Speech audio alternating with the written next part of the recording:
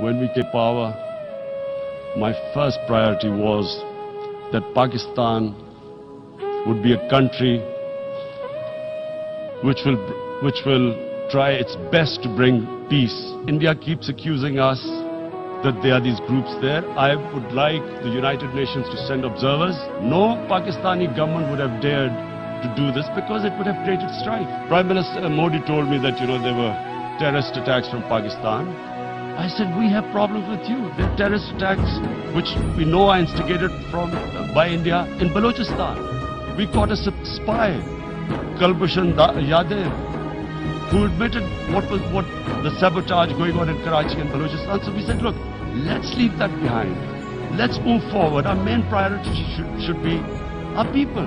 Rather than sending us any proofs, they sent their jets in, they bombed us, we retaliated.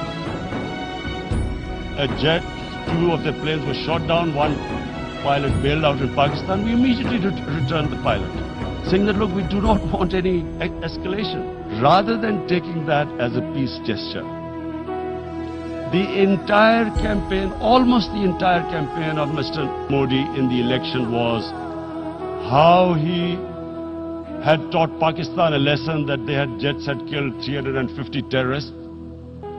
Complete lie, they had just killed about 10 trees of ours. Mr. Modi used words like, this is just a trailer, the movie is about to start.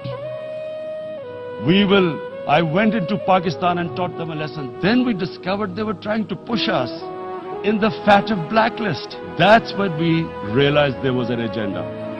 And that agenda became obvious on the 5th August. Narendra Modi is a life member of RSS. RSS was an organization that was inspired by Adolf Hitler and Mussolini. It was hatred for the Muslims and for the Christians. It was this ideology of hate that made Narendra Modi in 2002 do a pogrom against Muslims in Gujarat when he was the chief minister. Congress Home Minister gave a statement that in RSS camps, terrorists are being trained. And these terrorists butchered 2,000 Muslims and 150,000 Muslims were made homeless. Narendra Modi could not travel to the US because of that.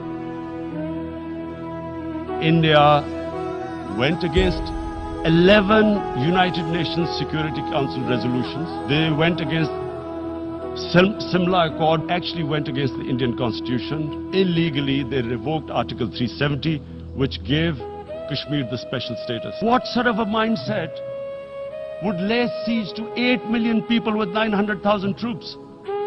Women, children, sick people, locked in as animals. Cruel things like what Narendra Modi has done. Does he think that people of Kashmir will quietly accept the status quo? Mr. President, 100,000 Kashmiris have died in the past 30 years because they were denied the right given by the United Nations, the right for self-determination. What is going to happen when the curfew is lifted will be a bloodbath. The people will come out. There are 900,000 troops there. They haven't come to, as Narendra Modi says, he's done this for prosperity of Kashmir. This is supposed to be for the development. These 900,000 troops, what are they going to do? They will be out in the streets. And what will these soldiers do? They will shoot them. They've already used pellet guns, blinded young boys. So Kashmiris will be further radicalized. Mr. President, there will be another Pulwama. And guess what? India will blame us. One of their defense ministers said, there are 500 terrorists lined up on the border to go in. Why would Pakistan send 500 terrorists when there are 900,000 troops? What impact are they going to make? What will they do? And why would? Don't we know that the moment there is some terrorist attack, all that will happen is there will be further cruelty and oppression of the people of Kashmir. This is one of the most critical times. There will be a reaction to this. Pakistan will be blamed. 2 nuclear-armed countries will come face to face like we came in February. before we head in that direction, the United Nations has a responsibility. This is why the United Nations came into being in 1945. You were supposed to stop this happening. What is the world community going to do? Is it going to appease a market of 1.2 billion, or is it going to stand up for justice and humanity? If a convention war starts and anything could happen. And my belief is, La ilaha illallah, there is no God but one. And we will fight. And when a nuclear armed country fights to the end, it will have consequences far beyond the borders. It's not a threat. It's a fair worry that where are we headed? And I've come here to tell the UN, you've got to, this is a test for the United Nations. You are the one who guaranteed the people of Kashmir the right of self-determination. They are suffering because of that. And this is the time to take action. And number one action must be that India must lift this inhuman curfew, which has lasted for 55 days. It must free all political prisoners, and especially those 13,000 boys that have been picked up. Parents don't know where they've disappeared. And then the world community must give the people of Kashmir the right of self-determination. Islamophobia since 9/11 has grown at a pace where it is alarming. Human communities live together. There should be understanding amongst them. But Islamophobia is creating a division.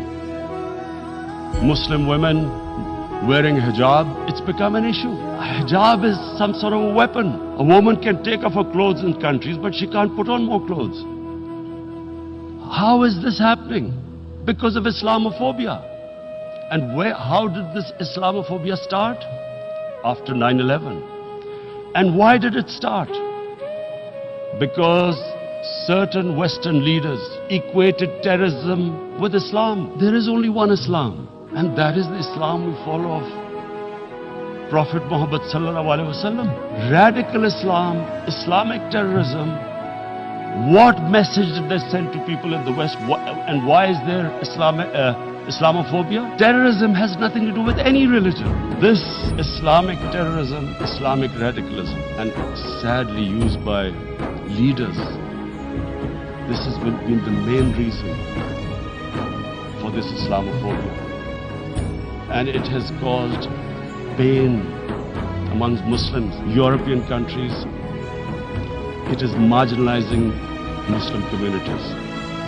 And we all know that marginalization leads to radicalization. We must address this issue. I'm sad to say that we Muslim leaders have not addressed this issue either. But unfortunately, the Muslim leadership was so scared of being called radical Islam that all of them became moderate. We, in the Muslim world, did not explain to the West that there is no such thing as radical Islam.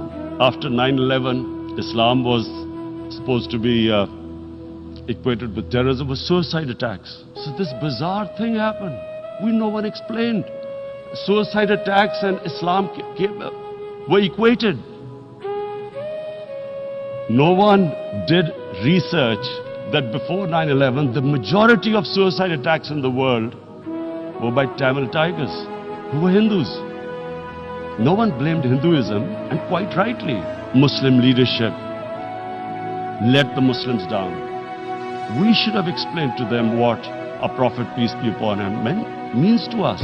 Prophet's life was living the Quran. He was an example of what the Quran guided us to be.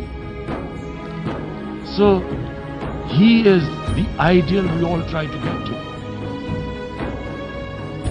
The Prophet created the state of Medina. First time a welfare state was set up.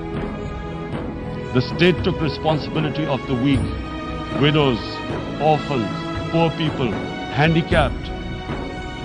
It taxed the rich, spent the money on the poor.